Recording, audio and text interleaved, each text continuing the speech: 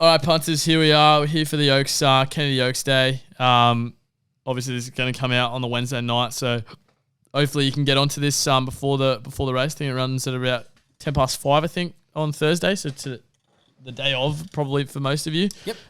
We're just doing a little 10-minute pod, getting our chances, what we think, any like little exotic plays. So just to anyone that wants to follow. What do you think straight away, mate? Off the bat, you got the obviously our favourite Zardozi. I know you've liked that horse. What are your thoughts on the race? Just on the race as a whole, I think there's only a few very key chances. I think the rest are just making up the numbers. The market seems to reflect that as well. You've got only a handful that are under $10. The rest, you take a big jump to your 71s, 81s, 100s plus. The ones that you can find under $10, you've got Tropical Squall, Zardozi, Amazonian Lass, Served Cold, both of those two that I just mentioned are $10 themselves. Then you've got Basilina, and then Atheflad. Oh, jeez, it's hard to pronounce. Stridyl. But apart from that, then you jump up to your 23, then you jump to 50, and then you jump all the way to 80 and 100 plus. Look, I think, the market's gotten this one correct. There's only a few winning chances, even within those things. I could only probably say, I'm going to be honest, 1 to 4 in the actual race. I think they're the only 4 chances, personally. Yeah, no, I don't blame you there. I don't mind the 7 and the 8 in there as well. In particular, the 8. Personally, but I do agree that the top 4 look to be the best of chances.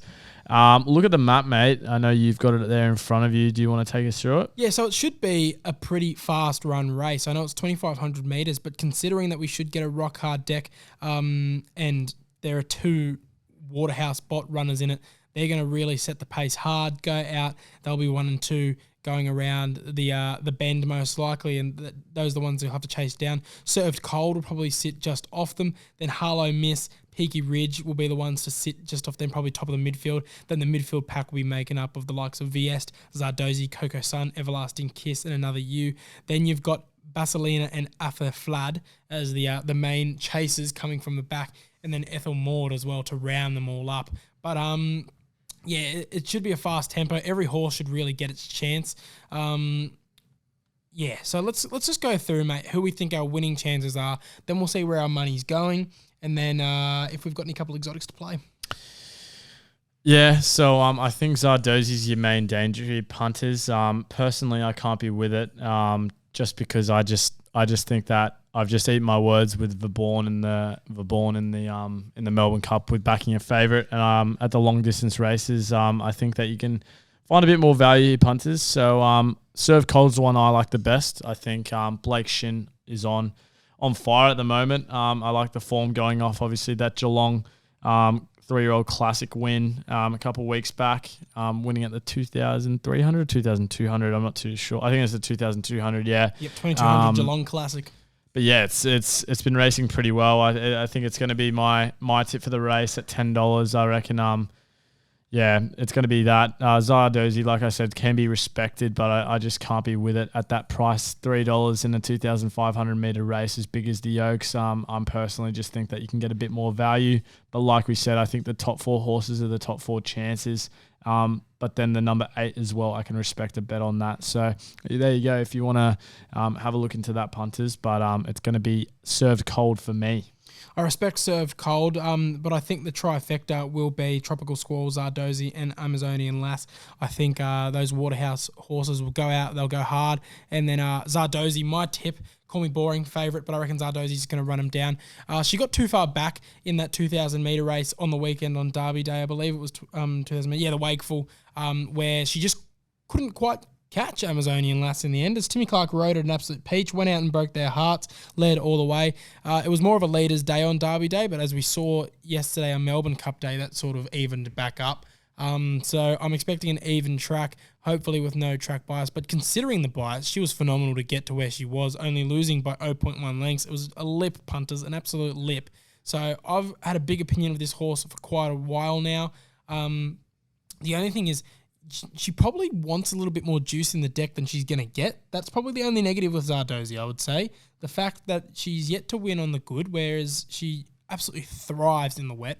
So that's the only negative. But J-Mac goes on board yet again after he was almost able to get it over the line. But yeah, up another 5,500 metres from that run. I'm very confident that Zardozi gets the chockies. I've been saying it for a while now, and I've been able to snipe a couple of horses in the futures market this spring. Hopefully Zardozi's another one for me.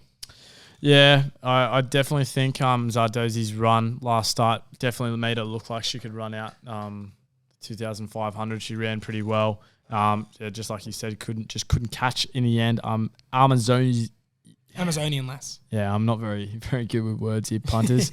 But that's going to be me, served cold, and Zardozi. Just a little quick one, just a little run through. What's your top 4 over the line? Top 4 over the line, served cold, Amazonian lass, Zardozi, and then the 8. The 8. The 8, Athala Flad. Yeah. Yeah, I reckon in order, Zardozi, the Squall, Amazonian lass, and then served cold. You probably won't get a lot considering it's the four top prices. But if you want to stand a couple of them out, I would say that. And then, I gave a $50 betting strategy for the Melbourne Cup, and I was able to profit a little bit. This one's a little bit more boring because I'm only playing the one horse. I'd go 50 on the nose, Zardozi, if you really want to be backing it. I was able to get She's Extreme in the Oaks last year. I'm hoping to go back to back. But yeah, I've been crowing Zardozi for a couple months now, so hopefully she proves me right and gets up. My $50 betting strategy punters would be a good $25 on serve cold. They'll give you a nice $250 payout around about that. And not even each way, on the nose. On the nose, it's not worth each way. Getting in, I just personally just reckon just go on the nose. Fair enough. And then I'd be playing that first 4 or trifecta. Box them up, and that'll be mine with the remaining 25. Did I say 25? Yeah, if you box up the trifecta, you'll be getting about 400%. If you box up the first 4, you'll be getting 100%. So will be a nice payout. Probably a bigger pool considering it's Oaks Day as well. But of course, if that interests you, if you like those plays, you can get them on Dabble right now. Download the Dabble app. Use the code MOCSports when signing up to let them know we sent you. And if you do so, make sure to gamble responsibly. Only bet what you're willing to lose, and think about what you could be buying instead. Set a deposit limit, please. Punters, Oaks Day, as we saw on Melbourne Cup Day, they're very hard to land winners, so make sure to tread lightly. 100%. Thanks for giving this one a listen, punters. Nice and quick one, but got it done for you. Yes, if you want our full tips for the Rosehill weekend card, as well as all of our tips for Stakes Day, make sure to stay tuned. The podcast will be out soon on our YouTube, Apple Podcasts, and Spotify. Wherever you get it in your ears, it'll be out soon, so get keen.